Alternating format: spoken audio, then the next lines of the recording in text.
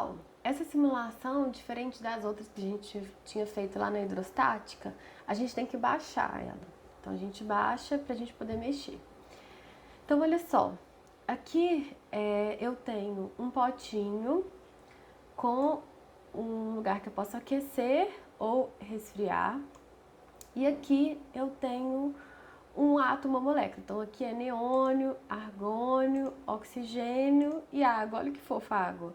Porque eu tenho oxigênio e hidrogênio, né? Juntos. E aí eu posso mudar o estado da matéria. Então, olha, quando ela está no sólido, olha como são as ligações. Elas estão ligadas mais fortemente. Quando ela passa a ser líquida, olha só, ela fica mais agitada e ela está um pouco mais solta, não tão ligada fortemente igual estava anteriormente no sólido. E no gás, muito mais livre. Então elas têm muito mais agitação e elas estão mais livres, né? Elas não estão mais fortemente ligadas. Então aqui, gasoso, o líquido e o sólido, para o mesmo material, né? No caso, água. Então, vamos mexer aqui para a gente poder ver como que vai ficar essa agregação. Aqui eu tenho um termômetro e olha só a temperatura que ele está medindo, 134. 134 Kelvin. Então, Kelvin é uma unidade do Sistema Internacional de Temperatura. A gente vai ver ela mais para frente. É diferente do grau Celsius. Então, o grau Celsius, infelizmente, não está no Sistema Internacional. Então, por isso que essa temperatura está em Kelvin, eu não consigo mudá-la, né? Então, vamos ver primeiro, vamos aquecer e ver isso daqui mudar de estado. Então, assim, ele está no sólido. Então, vamos aquecer a temperatura lá em cima, olha, tá mudando, tá aumentando, né? E pronto, virou líquido. Ou já tá virando um gasoso, olha pra você ver. Já tá virando gasoso. Ótimo. E é uma panela com tampa, tá vendo? Que não tem como o vapor sair. E aí, se eu for aumentando essa temperatura, essa pressão vai aumentar e essa tampa vai explodir uma hora. Agora, vamos resfriar esse gás. Então, se eu resfrio esse gás, olha lá que a temperatura está diminuindo, diminuindo. Então, nesse caso, como o gás está quente, ele vai ceder calor para o gelo. Então, né? Então, ele vai se resfriar e o gelo vai esquentar. Então, ó, ele está ficando embaixo uma parte mais líquida, tá vendo? E aí, uma parte mais sólida juntou, virou sólido de novo. Ok. Então, eu consigo fazer isso para diferentes materiais, né? Por exemplo, para o oxigênio. Consigo fazer a mesma coisa, aquele sólido, aí começa a quebrar, né? Isso começa a virar líquido e já virou vapor, né? Então, as temperaturas que isso acontece é diferente para cada um dos materiais. Ok. Ótimo. Vamos para outra simulação? Uma outra simulação bem legal que tem aqui, é bem parecido com aquela, né? Então, por exemplo, a gente pode botar a molécula de água. Aqui eu consigo inserir mais moléculas.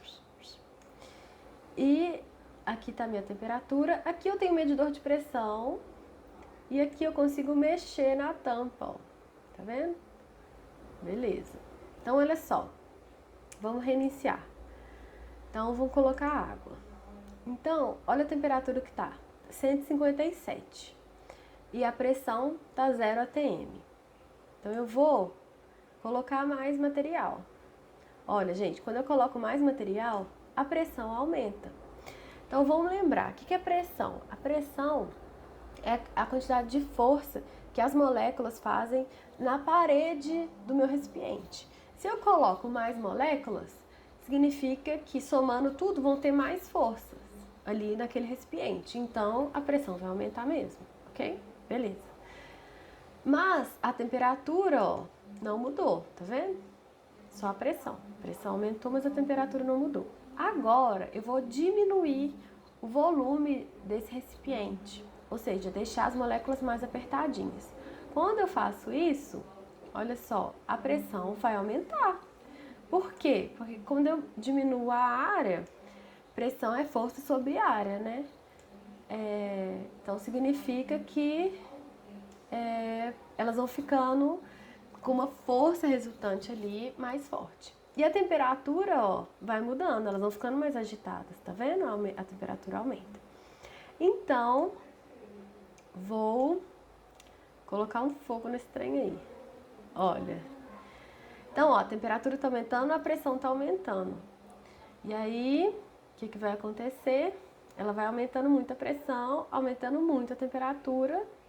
Ela já virou totalmente gasosa, já mudou de fase. E quero estourar essa pressão aí.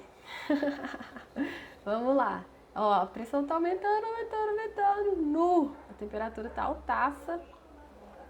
Nossa senhora. E aí, sobrecarga.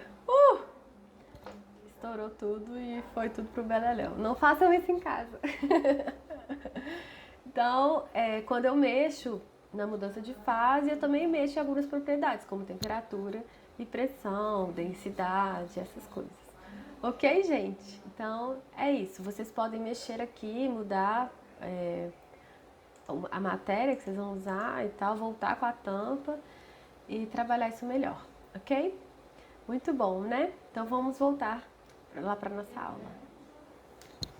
Então, agora, pessoal, vamos ver como a gente faz a medida da temperatura ou aquelas mudanças de unidades que a gente viu ali na simulação, o Kelvin, por exemplo. Então aqui a gente tem as 3 escalas de temperatura mais utilizadas no mundo. Então a gente tem a escala Celsius, que é a que a gente usa no Brasil, né? Você fala, qual que é a temperatura hoje? Hoje está 35 graus Celsius. Hoje está 20 graus Celsius. A água congela a 0 graus Celsius. Ou ela ferve a 100 graus Celsius. A temperatura Kelvin, que é uma temperatura absoluta, e ela sim é do Sistema Internacional. E a Fahrenheit, que é muito utilizado, por exemplo, na Europa. Então vamos ver como que esses pesquisadores chegaram nessas escalas. Então o Celsius considerou o seguinte, ele considerou a água e fez o seguinte, então ele pegou a água no ponto de fusão dela, onde eu tenho água e gelo ao mesmo tempo, colocou um termômetro. Então o que era um termômetro? Não existia termômetro, então ele pegou um tubo, por exemplo, encheu de mercúrio e marcou onde que ele estava. Então ele encheu de mercúrio, colocou ali e marcou ali no 0 onde o mercúrio estava. Aquele ali foi o ponto que ele marcou como 0, que é o ponto de fusão da água. E aí depois ele colocou um foguinho embaixo, deixou ferver a nível do mar. Quando estava fervendo, ou seja, tinha água e vapor ao mesmo tempo, o material lá dentro, o fluido, por exemplo, o mercúrio, ele subiu muito, né? Ele dilatou e chegou num ponto que ele ficou estável e ele marcou esse ponto, que é o nosso 100 graus Celsius. Então, entre 0 e 100, né, entre esses 2 pontos da fusão e da ebulição, ele dividiu em 100 partes. Então, é assim que ele fez o termômetro da escala Celsius. Ok? Então, ele considerou a água, considerou o ponto de fusão e o ponto de ebulição da água. Então, vamos ver agora a outra escala. O Kelvin, ele fez diferente, gente. Ele estudou o comportamento dos gases. E aí ele identificou qual que foi a menor temperatura possível que um gás pode ter. Na verdade, não apenas o gás, mas qualquer objeto. E ele marcou esse ponto como ponto 0, que é no valor de menos 273 graus Celsius. Então, esse valor é o zero absoluto dele. É o zero absoluto, ou seja, é a menor temperatura que o objeto pode ter, menos 273. E aí esse ponto foi o 0. E aí ele marcou o maior ponto que ele considerou, que foi o ponto de ebulição da água, que é 373. E aí ele dividiu essas escalas aí. Dividiu isso. Então, no nosso 0 graus Celsius, ou seja, o ponto de fusão da água, para o Kelvin é 273 Kelvin. Então, entre a fusão e a ebulição, ele também dividiu em 100 partes, mas o zero dele está para baixo aqui, ok? Então, a escala Kelvin e Celsius, uma coisa que elas têm em comum é que entre a ebulição e a fusão, eles têm 100 unidades, né? Então, é uma proporção de 1 para 1. Agora, a escala Fahrenheit é um pouco diferente. Como que o Fahrenheit fez? Então, ele mediu 2 pontos de referência. Ele mediu a temperatura ambiente e mediu a temperatura corporal. Essas foram as referências. E aí dividiu em várias partes. Então, o que acontece? O ponto de fusão da água em Fahrenheit é 32. Então, 0 graus Celsius pra gente e 32 graus Fahrenheit. A temperatura do ponto de ebulição é 212 Fahrenheit. Pra gente é 100. E o que acontece é que entre a ebulição e a fusão eu não tenho 100 partes. Então, para eu transformar Kelvin em Fahrenheit ou Celsius em Fahrenheit, não é uma proporção de 1 para 1. Fica um pouco diferente. A gente vai ver como que isso funciona. Então, primeiro, vamos ver como que a gente transforma de Celsius para Kelvin. Então, TK significa temperatura em Kelvin. TC significa temperatura em Celsius. E aí eu vou somar 273. Então, por exemplo, eu quero saber qual que é a temperatura da fusão da água em Kelvin. Então, Kelvin é quem eu quero encontrar. Aqui eu coloco a temperatura em Celsius. Então, vamos lá fazer essa continha. Então, eu quero saber qual que é a temperatura em Kelvin de 0 graus. O que eu vou fazer? Eu vou somar 273. Então, a temperatura em Kelvin da fusão da água é 0 mais 273 dá 273. Agora eu quero saber a temperatura em Kelvin da ebulição da água, que é em graus Celsius, ela é em, né? Então, olha, no lugar do TC, eu coloco a temperatura em Celsius, que é 100, por exemplo, para ebulição. Então, eu vou somar 273. Então, 100 mais 273, então eu vou ter 373. Então, a temperatura de ebulição da água em Kelvin é 273 Kelvin, ok? Então, se eu tenho uma temperatura em Celsius, eu vou somar 273. O certo é 273,15, mas fica muito quebradinho, a gente geralmente só faz o 273, ok?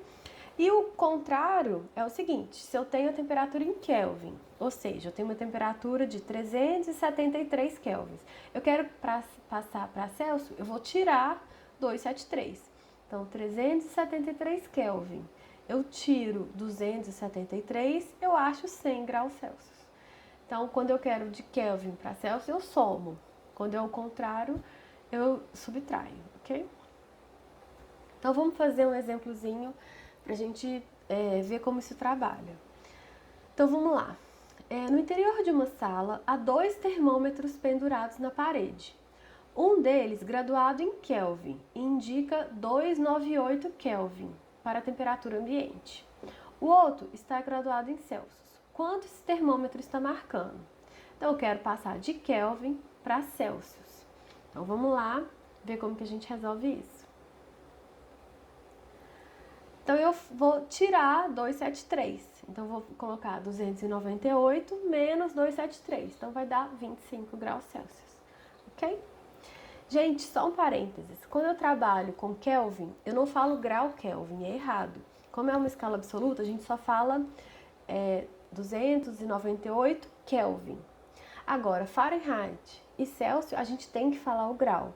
Então, eu falo 25 graus Celsius, 25 graus Fahrenheit, ok?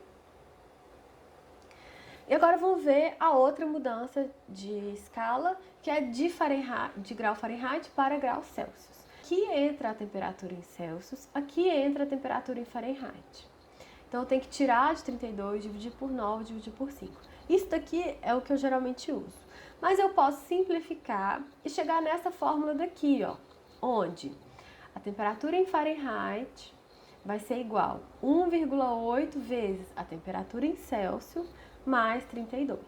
Então, gente, presta atenção nessa continha aqui de baixo. Para eu achar uma temperatura em Fahrenheit a partir de uma temperatura em Celsius, o que eu faço? Eu pego a temperatura em Celsius, multiplico por 1,8. Vou ter um número. Depois que eu faço essa multiplicação, eu vou somar 32 a esse número.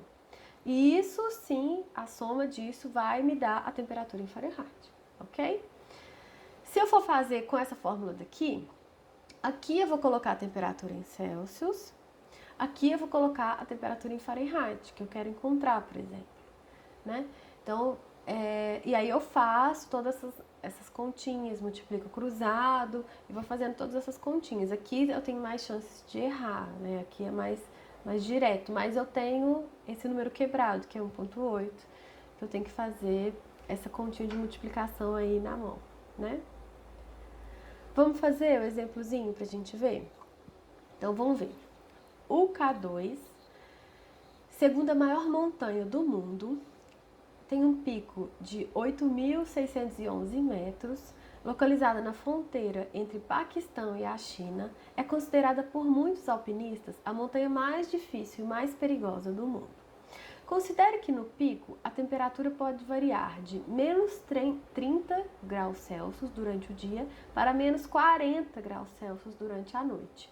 Essa variação de temperatura na escala Fahrenheit é igual a...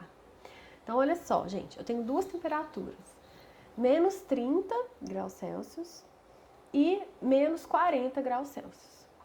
Então, eu quero saber não a transformação dessas unidades, mas a variação delas. Então, eu tenho que pegar uma e diminuir da outra, e aí essa diferença que eu vou transformar para Fahrenheit. Então, vamos fazer? Faz primeiro, dá um pause e eu resolvo daqui a pouquinho.